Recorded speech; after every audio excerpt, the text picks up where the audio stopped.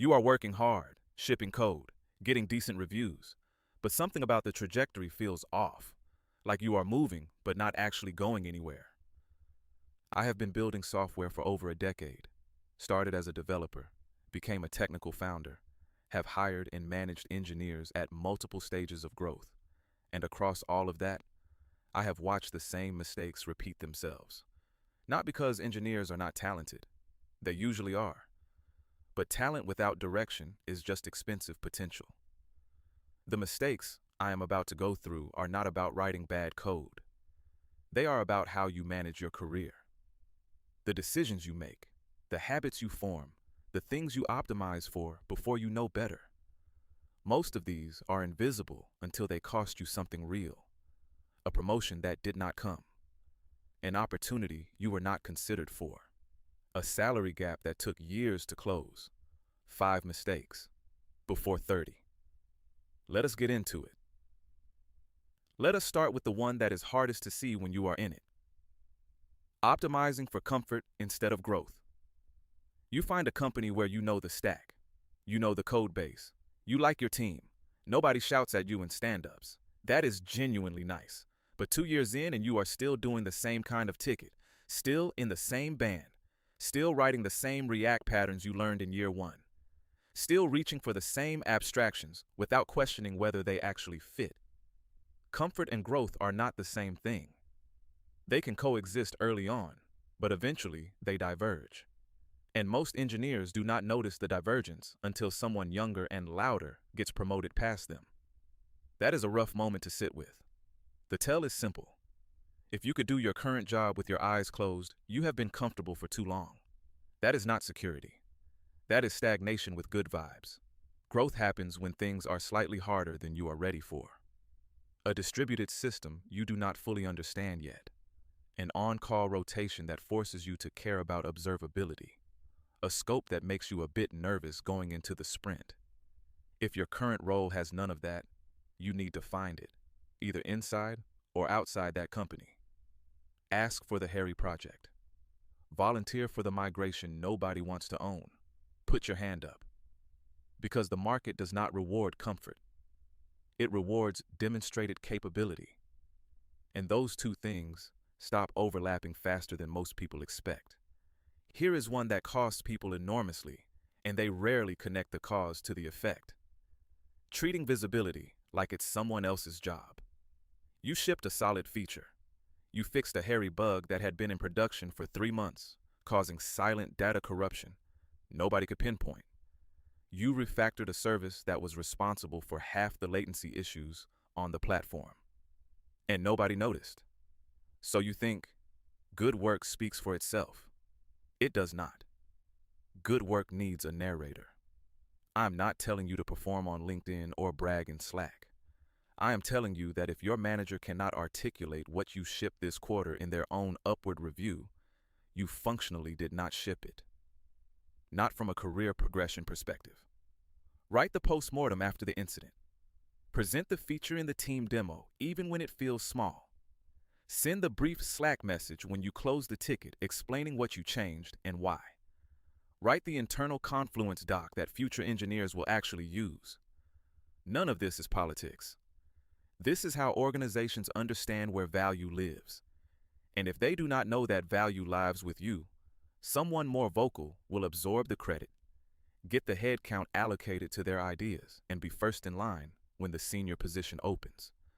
Visibility is a skill. It feels uncomfortable at first, but it compounds just like technical skill does, and it will make every other part of your career dramatically easier. Number 3. And this one trips up a lot of technically strong engineers who really should know better. Avoiding the business side, like it's beneath you. You went into software to build things, not to sit in product meetings arguing about OKRs and quarterly conversion funnels. I understand that completely. But here is the problem. The engineers who move fastest into senior, staff, and principal roles are always the ones who understand why they are building, not just how.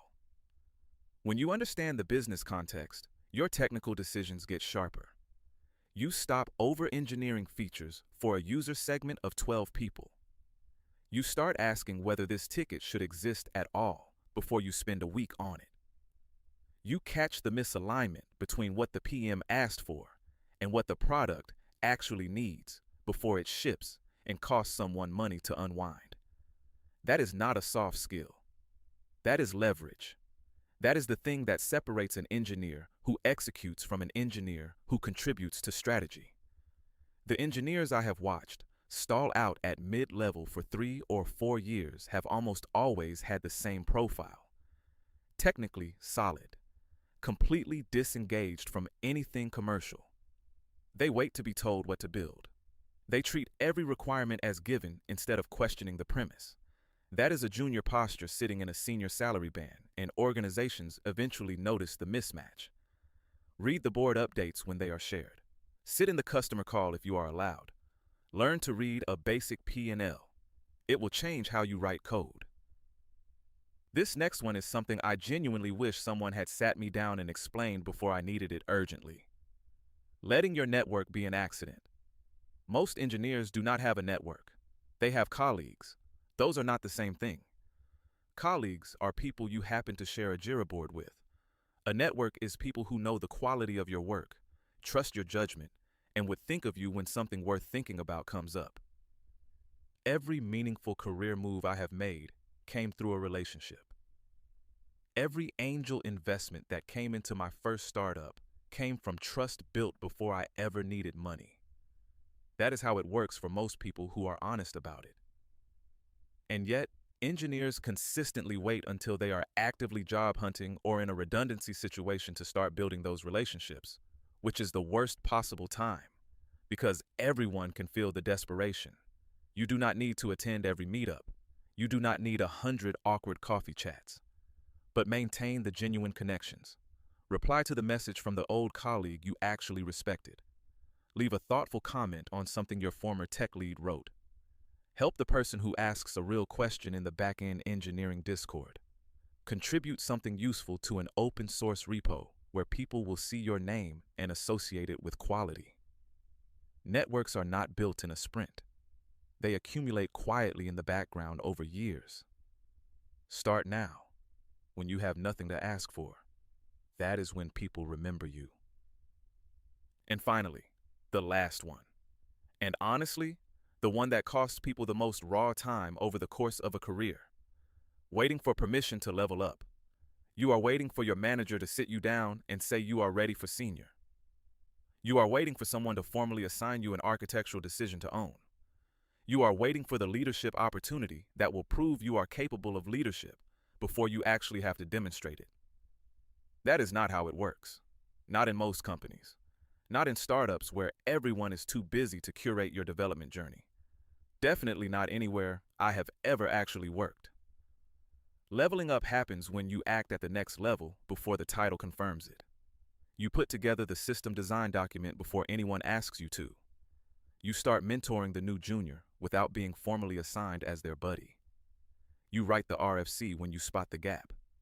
You flag the architectural risk in the pull request review because you thought about the downstream consequences. You bring a solution to the problem instead of just raising the problem and walking away. Good managers notice this pattern. Strong ones name it explicitly and start building the case. Even average ones eventually catch up to what they are observing.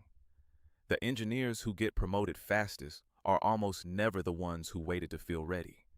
They are the ones who started doing the next job quietly and made it impossible for the organization not to formalize what was already happening. Stop waiting for the tap on the shoulder. It might never come. And if it does, it will come faster to the person who did not wait. Here is the through line across all 5 of these. They are all about agency. The engineer who grows fast is not always the most technically gifted person in the room. They are the person who takes ownership of their own trajectory instead of hoping the right conditions eventually show up. Comfort is the enemy of momentum. Invisibility is a slow tax on your output that you never see coming. Ignoring the business side makes you a pair of hands instead of a thinking partner. A thin network leaves you exposed exactly when you need options. And waiting for permission is just delayed action with extra anxiety attached to it. You have more control over where this goes than the industry would have you believe. Use it, especially before 30, when the habits you build now are the ones that compound quietly for the next 2 decades. The decisions feel small in the moment. They rarely are. If this landed, subscribe. There is a lot more of this kind of honest conversation on the channel. And drop the mistake that hit closest to home in the comments. I read every one.